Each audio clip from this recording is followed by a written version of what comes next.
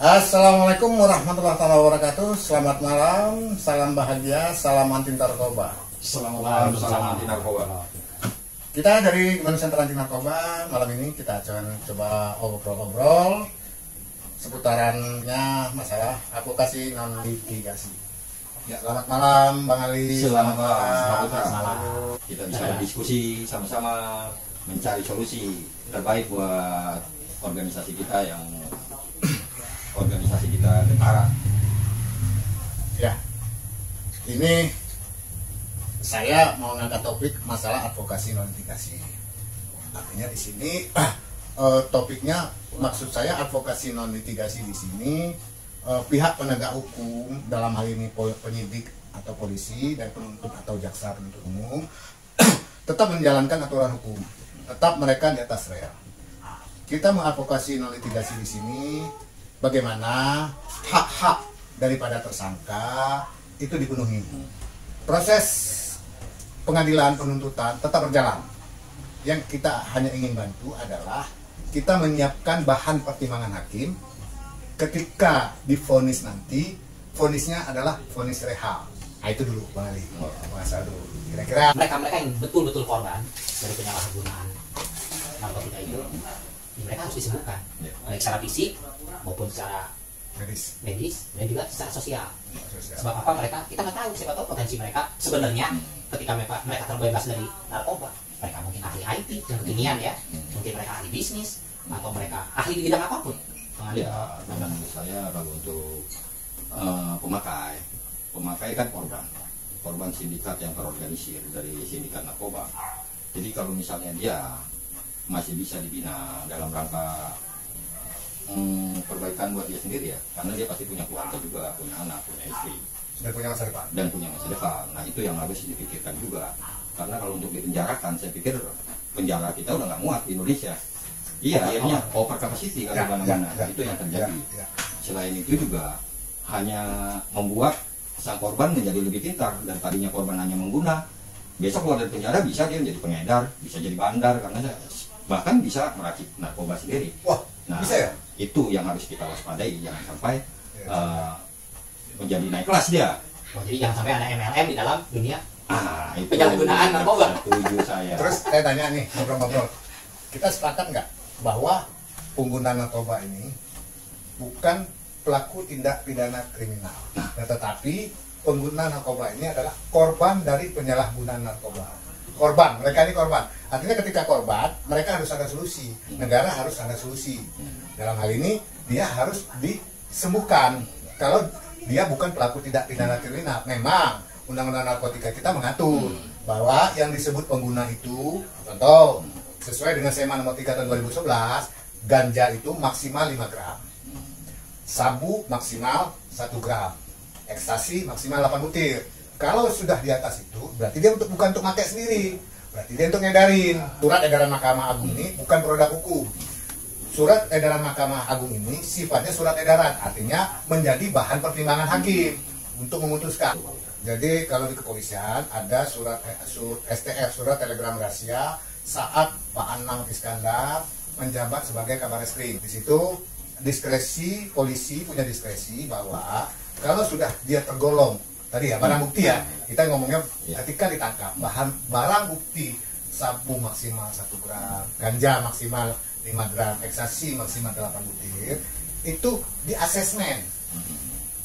Hasil asesmen, apapun hasil asesmen itu nanti yang menentukan dia pantas disebut pengguna atau dia pengguna merangkap jadi kurir. Itu artinya di sini yang harus kita Gema Nusantara ini harus bisa menolong adalah mengadvokasi korban penyalahguna supaya dia mendapat hak dia untuk di asesmen. Yang pertama hak asasi manusianya dulu. Oke, ya. Jadi ini yang tidak tersosialisasi dengan baik. Yang disebut tim asesmen terpadu. Jadi tim asesmen terpadu ini adanya kalau di provinsi itu di BNN provinsi. Tim asesmen terpadu ini ketuanya, ketuanya itu kepala BNN provinsi, sekretarisnya Kabid Rehabilitasi BNN provinsi, anggotanya penyidik, dokter, psikolog, Jadi juga namanya juga tim.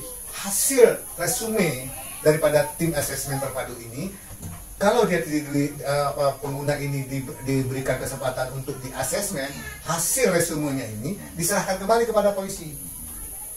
Nah, ini menjadi bahan untuk kelengkapan P21 pihak penyidik. Kalau lebih daripada 1 minggu, ini tidak bisa penyidik untuk merekom direhab. Adanya di mana? Di jaksa. Di jaksa itu ada seja, surat edaran jaksa agung nomor 25 tahunnya lupa saya. Juga seperti itu, ketika di penyidikan waktunya habis, nanti di penuntutan jaksa juga tetap berada di atas rel. Artinya hak-hak tersangka boleh diberikan di asesmen, apapun hasil asesmennya menjadi bahan pertimbangan hakim. Inilah bagaimana peran Gentara mendampingi sesuai dengan barang bukti, kan kemungkinannya bisa di asesmen, Pak. Kita hanya bisa begitu. Artinya kita ini Gentara punya kewajiban moral atau panggilan untuk menempatkan hukum pada proporsional. Berarti kita kembali lagi ke topik. Ya. Nggak ada manfaatnya dong, berarti orang di pengguna narkoba ini di penjara. Ya, itu justru sangat bisa dibilang ya anggaran negara pun akan semakin bengkak dengan banyaknya orang-orang yang masuk penjara. Berarti mulai dari masuk tanggal ini memakan anggaran yang besar. Ya, jadi seharusnya menjadi bahan pertimbangan pihak penyidik atau pihak penuntut bahwa proses penyidikan sampai dengan vonis ini kan biayanya kan ditanggung negara. Nah, itu ya kan, berapa banyak semua ditanggung negara. Terus begitu vonis makan di dalam selama sekian tahun, berarti negara juga dong. Kalau benar gimana? Memutus mata rantainya kita usahakan. Seperti apa memutus mata rantai? Jadi jangan dia bisa produktif walaupun di dalam penjara dia bisa produktif. Nah, itu yang harus dibunuh, produktivitas dia. Memutuskan mata rantai. Iya, yang pasti memutuskan mata rantai kalau menurut hemat saya. Dengan kita adanya advokasi non litigasi, otomatis kita sudah membantu untuk menghentikan suplai pada mereka. Kayak kalau masyarakat semakin banyak itu ya semakin dapat konsumen mereka kan kalau di penjara gitu. Tapi kalau direhab ya nanti kan mereka mau suplai kemana gitu. Reduction demand Ya. Reduction pencegahan untuk ya. Kita kalau reduction supply oke lah, itu tugasnya polisi sama BNN ya. Mencegahnya itu ya, mencegah demand itu ya, memutuskan mata rantai. Reduction demand-nya itu salah satunya pengguna narkoba ini jangan dimasukkan di lapas ya, tidak di penjara. Sama sekali tidak tepat. Kalau memang maka ya tidak dibawahi dengan catatan tertentu tentunya. Ya, semuanya kategori pengguna ya, kategori korban ya. pengguna, itu yang penting. Kembali lagi berarti ke SEMA ya, Surat Edaran Mahkamah Agung nomor 3 tahun 2011. Itu juga jadi bahan untuk mereka-mereka yang memang sebagai penyuluh untuk memberitahukan hal seperti ini. Nah, ini juga penyuluh berarti ya? Persis. Sebab apa? Ya kalau dia cuma ceramah sekedar, oh ini undang-undangnya A, B, C, D, oke. Sekarang zaman internet, ya bukan di HP aja bisa. Tapi kan apa sih gitu esensinya dari hukum itu, maksud tujuan?